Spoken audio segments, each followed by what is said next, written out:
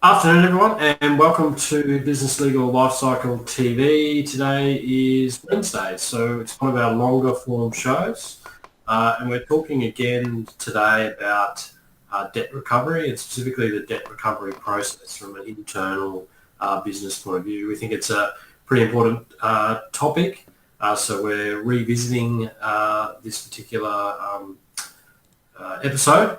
We did something very similar back in episode 44, which we expect everyone to remember. If not, this is show 104. So going back to show 44. So Jeremy, do you want to explain a bit more about where the debt recovery process fits into the business legal lifecycle?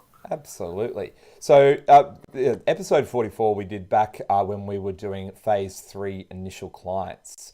So, for anyone who is watching us on Facebook, Periscope, Twitter, or YouTube, you'll see a copy of the Business Legal Lifecycle up on the screen.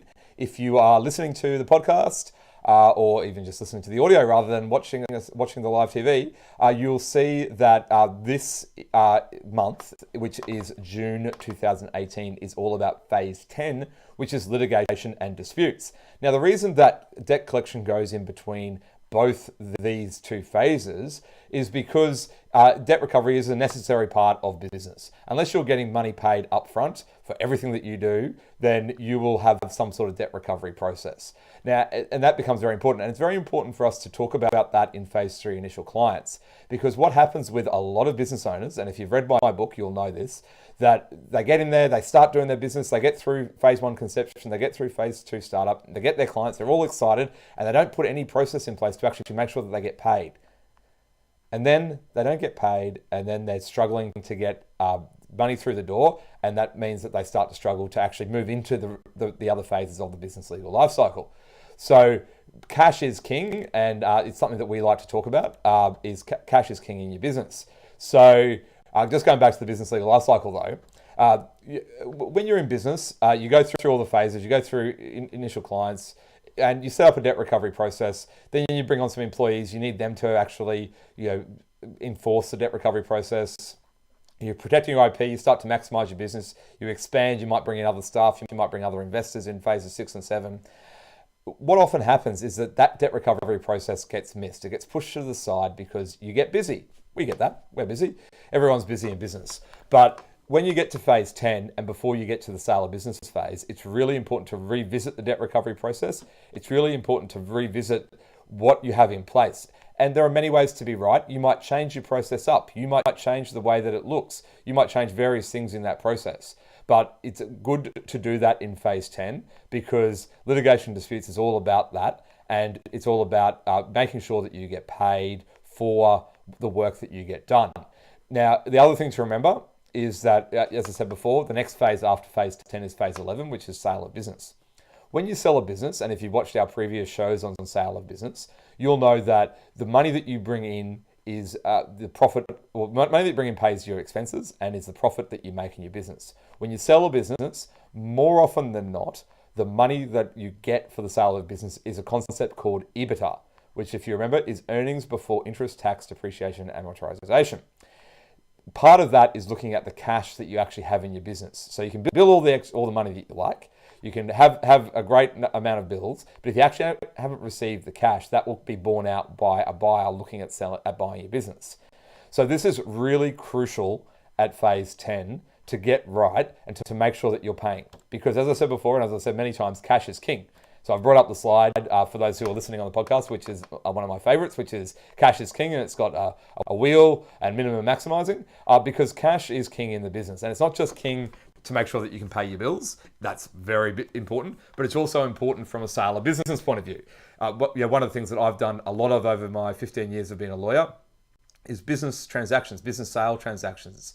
And so crucial is making sure that the cash is coming to the business, that it's something that we often will send business owners away on to make sure that they get in place before they go to sell their business, to make sure that they're maximizing their cash return, because it's just that crucial. It just is. So today we're going to talk, Craig's going to talk through the debt collection process. He's going to talk through that. He's going to talk through the process of what we recommend that you do. And then I'm going to have a chat around the debt collection guidelines. So they're in Australia. And the first year of our show has been all about Australian law. We will expand into other countries in the coming years. But there are debt collection guidelines, there are rules, and so I'm going to go through all of those. So Craig, is there anything you wanted to say about the phase that we're in, or before that we get into the debt collection process? No, I don't think so. Ready to roll. Excellent. All right.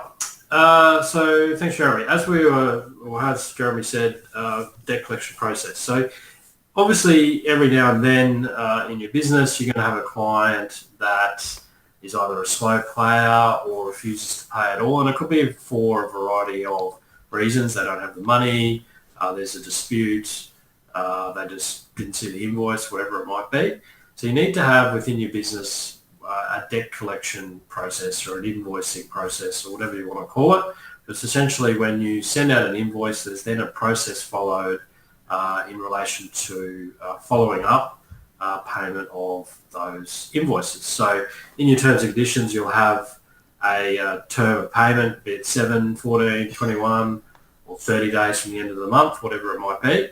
And that's when, once it goes past that date, that's part of your process and the follow-up process. So the sorts of details that you need to obtain from your client at the beginning become pretty relevant for this. So if you are providing credit to your customers, then you should have a credit policy in place as well that you follow when a new client comes on, to making sure you're getting all the relevant details, doing all the searches, all those sorts of things, so you're in the best possible spot. If something does happen and they don't pay, you've got all the details and you know who your actual client or debtor is. So know all the details about the debtor. One of the reasons to have a process is that you can approach the debtor with confidence. It's business-like, courteous and natural communication. And it's pretty important to have, we think, to have one sort of person responsible for this. And not always the actual person that's handling the file or the salesperson, because they're more likely to go away from the process and give leeway because they know the person, etc., etc. So it's important that you have one person responsible for it and they follow the process, and that sort of takes out any changes that someone might ask for, or it's a particular customer that's a good customer, or you've known them, or you go to school with them, or whatever it might be. If you've got the process in place, then it's followed, and then hopefully you should get paid most of the time. So follow the process. Basically, the process will be that once an invoice is issued, it's sent to the customer via email, post, whatever it might be, and then you will be diarising or have some system that brings up that it's past due, depending on what your terms are. So as part of the process, there's normally a friendly reminder that's sent. So say your invoices are 7-day payment terms. So on the 8th day, you'd be sending a friendly reminder. Obviously, you need to make sure that you've checked that it hasn't been paid first before you send that reminder. But once you've got that confirmation, then it's a friendly reminder, basically, oversights happen, etc., etc. We note this invoice hasn't been paid. Can you please pay it straight away? If you have paid it, please let us know, etc., etc. So it's all friendly at this point. And as part of the process, you would have a email template or letter template, whatever it is that you do in your business, that is sent out. Obviously, it's going to say Dear Bob or whatever it might be, sent out at that stage. So that'll be on the 8th day or the 15th day or whatever it might be, depending on your terms. After that, as part of the process that we suggest, and again, you can change the days for this sort of stuff, is then there's an overdue reminder notice that's sent out. Again, so that would be, what would that be? 15 days after the invoice was issued. And again, you're checking to make sure it hasn't been paid, and it's, a bit more overdue. Please make payment immediately. If you don't do this, we're going to do certain things. So it's a bit more direct and a bit more unfriendly than the first one. And again, you would send that via the normal process, email, post, etc., etc. You might be text message, follow-ups, whatever it might be. Then once the invoice is now substantially overdue, so if it's a 7-day invoice, then it's sort of been about 28 days since you issued the invoice, or 21 days, it's now overdue. You've got a final notice that you're sending out, basically saying, if you don't pay, then we're going to take certain steps. And it might be via email or on the telephone, depending on your system. But again, it's now giving them the final opportunity to pay. If they don't pay, it's going to explain certain things in there. It's important to have that in the process. Then you may have, after that, a direct contact where there's an email, or the supervisor or whoever it might be is contacting them to find out what's going on. And if that's ignored, or the telephone call is returned but they don't really give a reason as to why it's not paid, then there is the final formal letter of demand that is sent out, giving them sort of 72 hours to make payment.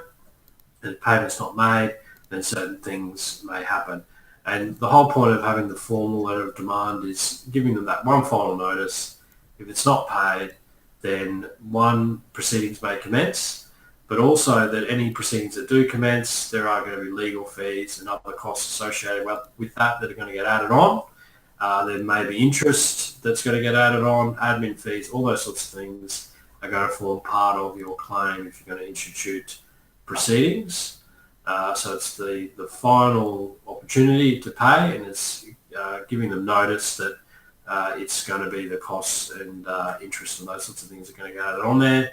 There could be default listings depending on the type of business you're in. You might be able to list a default on their credit file, which again is an important part of this process. If you do list a default, then that might sit on someone's credit file for a period of time. They continue to ignore you. They then want to go for a loan, for instance, and it pops up, and then all of a sudden they're calling you trying to make payment. So you want to consider those sorts of options as well. You need to have those sorts of things in your terms and conditions. Same with debt recovery costs, depending on what jurisdiction you're in. All those sorts of things need to be in your terms and conditions before you can use them. So if you've got all those sorts of things and you're adding that on as part of this process, then we encourage everyone to have that within their process as well. So it's followed, and things added on like debt recovery fees or admin fees or interest or whatever it might be. So that's the process that we have in our business, and we suggest is a good template to follow. One thing with the phone call as well, when you're making that, make sure you've got everything there together. You don't want to be making the telephone call and they say, "Oh, I didn't get the invoice," and then you're sort of fiddling around trying to find the invoice, etc., etc. If you've got all the information there, then it's, "Oh, I didn't get the invoice." Oh, okay, great. You're sitting next to your computer. Yep. All right. So you're emailing it through straight away. Then you've got confirmation they've got it, those sorts of things. So you want to be prepared for the phone call. It's not something you just pick up the phone and do. We'd encourage everyone to have the process where they've got the invoicing, they've got all the details there. They're making notes of all these sorts of things as well. Because if it ever goes any further and you've got all the notes there, then it's easy to substantiate your version of events. So yeah, that's the process. After all of that, of course, if they still don't pay, then you're going to be engaging a professional to take care of the matter for you. So you might be talking to a debt collection agency, and they'll go through that process. They'll sign you up. There will be commission payable on most debt collection agencies, depending on the amount. Talk to them about that, obviously. Or you could be going to a lawyer directly, and the lawyer would be taking the matter on. They'd probably send another demand letter and then proceed with any form of litigation after that. But yeah, Jeremy, that's the debt collection process in a quick summary, I guess. Yeah, no, that's good. Yeah. Yeah, and I suppose that leads into where I was talking about the, or we're going to talk about debt collection guidelines, because when you employ a debt collector, professional, then you need to start thinking about the guidelines, don't you, and making sure that they and you comply with them. Yeah, absolutely. And one thing I would say, if you ever do engage with a professional debt collection or a lawyer, then leave it to them. If you start doing things, or the debtor replies to you and not to them, I'd always encourage everyone to forward it on to them and get them to respond. and it becomes particularly relevant with the debt collection guidelines. If you're still corresponding with that person, you might be, when it's combined with what the debt collection agency is doing, you might be falling foul of the guidelines, which will, what Jeremy will explain in a moment. So it's important to, if you do get a professional, leave it to the professionals, I guess, and hand it over to them, and don't do any further action. So, good advice. Good advice. Trust the professionals when you engage them. Absolutely. So I'm just going to give a brief, 5 minutes, just go through the debt collection guidelines. Feel free to jump in if you've got anything you want to add as we're going through. So the debt collection guidelines have been enforced for quite a number of years now. They're part of the ACCC, so the Australian Competition and Consumer Commission's purview, and ASIC as well, so the Australian Securities and Investment Commission. And they're designed basically to put some rules in place for what debt collectors can do and how they can treat debtors. So I'm going to go through just the main things that people need to cover, because there's obviously a lot of things in this that people may or may not have it apply to them. We will link a copy of this report to the show notes. I believe it was linked in the previous show, 44, but we'll link it again. And basically, it's designed to give a flexible, fair, and realistic approach to debt collection, and to give debt collection activity some guidelines so that people can understand what they're supposed to do and when they're supposed to do it. So the guidelines cover a lot of things. Making contact with the debtor is the first thing. So what Craig was talking about before was the number of times that you actually contact a debtor and that your debt collector contacts a debtor. And there are certain rules about reasonable contact and what is reasonable contact. And that's where Craig was saying before that if you've got a debtor, you're making contact with them, and the debt collector's making contact with them, then you're probably going to be going over the contact limits for those debt collectors. Aren't you, Craig? Because that would be something that people would fall down quite a bit, I'd imagine, and be seen to be unreasonable. Yeah. Absolutely. So it's very important that you're not doing it. Don't send out statements. Don't do any of that stuff. Once it's in someone else's hands, then let them do all those sorts of things. And that includes contacting them on in any way, whether that be telephone call, whether that be email, whether that be post, whether that be sending them statements, whether that be on Facebook. And that's obviously you can't control social media, but you got to be careful on how much contact you're having with them about the debt stuff. So you got to make sure you cover all that, don't you? Yeah, absolutely. Yeah, you don't want to fall foul of the guidelines, that's for sure. You don't want ACCC coming after you. No, they love coming after the debt collectors, so that's really important. So have a look at that.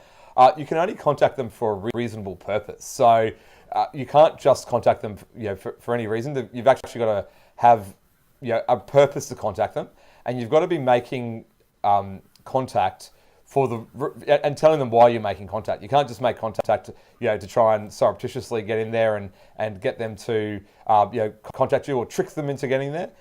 You've got to make sure that you're doing it properly. And you've also got to make sure that the way that you make the contact is reasonable. So you can't go contacting their employer in most circumstances. That would be seen as being unreasonable. And you can't go contact them in a way that will make it known to other people what is actually going on. So this is where emails have got to be very. You've got to be very careful on what actual information you're disseminating in your communication with them, because emails, text messages, emails. You got to remember that an email address, a work email address, is owned by the employer. The employer's got the right to see things. So depending on the rules of that employer's business, if you're making contact through an employee's email address, an employee can have a look at that, and that can actually breach the guidelines. So you got to be really careful to make sure that you're covering off on all that. The third part of the guidelines is contact. What is contact? I've kind of gone through that before. A bit of a slip there. So it could be phone, writing, in person. You got to be really careful to make sure that you're not contacting them in multiple ways that could be seen as a violation of those rules. The guidelines also set out hours of contact, and what they say is it's reasonable to contact people by telephone between Monday to Friday from 7:30 to 9 p.m. and weekends from 9 a.m. to 9 p.m. and public holidays, it's not recommended. Face-to-face contact, similar timeframes, it's 9 to 9 all days. And if you are going to contact them at the workplace, then it's 9 to 5 p.m. to 9 a.m. to 5 p.m. So it actually sets out the time that you can actually contact them, and it sets out the time and where you've got to go to them. If you know, for instance, that they're a shift worker, you've got to be careful not to go and contact them when they might be asleep, or if they're responsible for caring for children, you can't have them going in there. Craig, do you have anything else that you wanted to say on the hours of contact? I know that can be a big one. Yeah, you've also got to think that it's where the debtor is, so their state or territory. So you've got to bear in mind time differences as well. If you're with daylight saving or whatever it might be, make sure you're not. It might be 8:30 where you are, but it's actually 6:30 where they are, and you're waking them up. That's going to be a problem. So yeah, you've got to take into account time zones as well. So. Yeah, absolutely. So excessive contact is the fifth part. We've been through that, and that's really, really important that you make sure that you're not doing that. And it's all contact. A lot of the time people might think that it's just the contact that I'm having with them. Well, no, it's not. It's all parties. As Craig said before, the location of the contact is important. Where they are and what that actually means. Face-to-face contact. There's actually rules in the debt collection guidelines about face-to-face contact. When you can visit someone's home, when you can visit their workplace. So if you're looking at doing debt collection or you're looking at engaging a debt collector, make sure that you're not asking them and they're not proposing to do things that are in breach of those rules. Privacy obligations. I've kind of alluded to that before.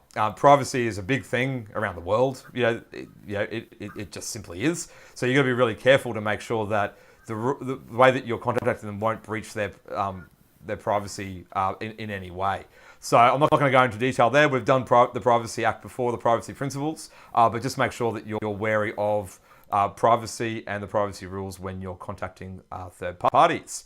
The other part that can be important there is credit reporting agencies. So often it might be tempting to go and report a bad payer to a credit reporting agency. You've got to make sure that you comply with the the Privacy Act, and that they've been told that that's what's going to happen if they don't pay their debts. So you got to make sure that you do that. Craig, you do a bit more than me on credit reporting stuff. Is there anything else that they should be aware of beforehand? No, I think, as you said, you just got to make sure that it's in your documents, that you've got to be able to do it, and there's a warning that it's going to happen. Yep. Don't just go ahead and do it, because it can be, obviously it's got to be done correctly, so you want to make sure that it's right. So definitely follow the guidelines with that. Absolutely. So the next one is if a debtor is represented. So that representation is if they've got a guardian, if they've got a solicitor, if they've got a financial advisor. If you've been told that someone is validly appointed and you've got the valid appointment forms, you've got to make sure that you contact that person. You've got to make sure that you've got authority so that you're not breaching the privacy guidelines, but as long as they've got authority, then you're right to contact them, and you should contact them and not contact the debtor directly. You've got to make sure you keep records. The debt collection guidelines talk about record keeping. That's very important in anything that you do, and especially in the debt collection process, because it's amazing how often someone will think that you've said something different or that they've said something different. And the more that you have something documented, the more a court will believe you over someone else. The guidelines go through a lot of other things. If liability is disputed, it sets out guidelines of what you've actually got to talk about there, and that can be very important because you've got to make sure that you comply with the guidelines in that regard. Repayment negotiations. So often a debt collection will contact someone and they won't be able to pay up front, but they'll be able to enter into a process and a procedure, a payment plan for them to repay the money. So you've got to make sure that you follow the guidelines there. So the debt collection guidelines follow all of this stuff. They talk about what to happen if the debtor goes bankrupt. Obviously there's no point in contacting them unless your debt somehow survives bankruptcy. And it talks about just the way that you've got to conduct yourself. So if you're interested in those, I'm not going to go through the rest of it. If you're interested in the debt collection guidelines, check out the show notes, businesslegallifecycle.com.au/104. Greg, is there anything before we finish up that you wanted to talk about the debt collection guidelines that I might have missed? No, I don't think so. Other than, got to be familiar with them, aware of them, make sure you have a read of them, because you want to follow them. If you don't, then you're going to have some problems, and definitely something that most businesses need to be aware of and should tailor if they're going to have a debt collection process, they should tailor it towards the guidelines. Most of it's pretty common sense stuff, I would say. The contact and what constitutes a contact and how often is probably something that a lot of people wouldn't think about. But again, if you were on the other side, would you consider it appropriate to be contacted 3 times in a week? Probably not. So, yeah, so it's reasonably common sense, but definitely something that you need to be familiar with when you're in business. So, yeah. Sounds good.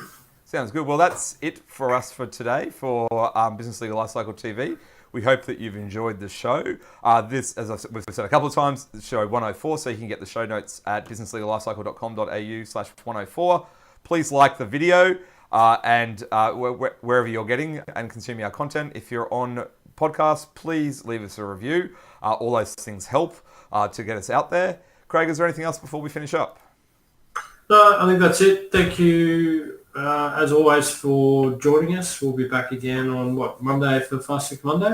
Yeah, we'll be into July, and we'll be finishing off the Business Legal Lifecycle with phases 8 and 11. So that's 12, sorry, 8 and 12. So that's exciting.